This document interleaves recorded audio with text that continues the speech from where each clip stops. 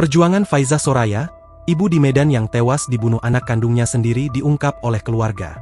Rupanya sudah 5 tahun kebelakang Faizah bertahan di pernikahannya yang tidak baik-baik saja. Hal itu juga sekaligus menjawab pertanyaan kenapa Faizah Soraya tak pernah memposting foto suaminya, Alham Mumalasiagian, di Instagram. Ternyata menurut pihak keluarga, rumah tangga Faizah dan Alham sedang bermasalah. Keduanya bahkan sudah pisah ranjang karena sang suami mengajak bercerai.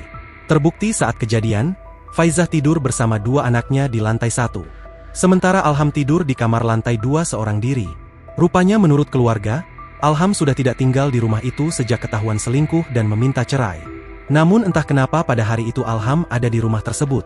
Jasad Faizah Soraya sebelumnya ditemukan tewas bersimbah darah di Jalan Dwi Kora, Kelurahan Tanjung Rejo, Kecamatan Medan Sunggal, Sumatera Utara pada Rabu, 10 November 2025. Ia diduga ditusuk berkali-kali oleh putri bungsunya, SAS menggunakan sajam dapur.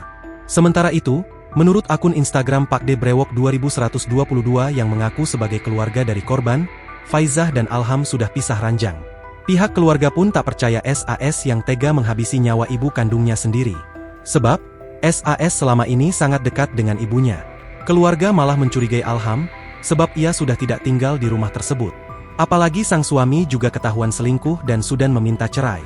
Namun Faizah tak mau bercerai karena tak mau kedua putrinya menjadi anak broken home.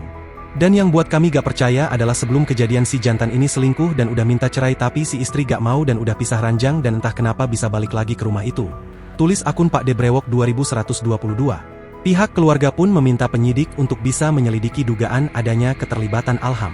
Dan semua adalah alibi si ayahnya bilang adeknya di kamar megang sajam bunuh mamanya, dan dia katanya tidur di atas jadi gak dengan katanya tolong pak polisi selidiki ini jantan dan sekarang si jantan ini bisa keluar kemana-mana, kata dia. Dirinya juga tak percaya kalau SAS bisa melakukan hal itu. Ia juga memposting ulang tulisan akun jajan_medan yang menyebut kalau Alham juga memiliki utang. Download Tribun X sekarang, menghadirkan lokal menjadi Indonesia.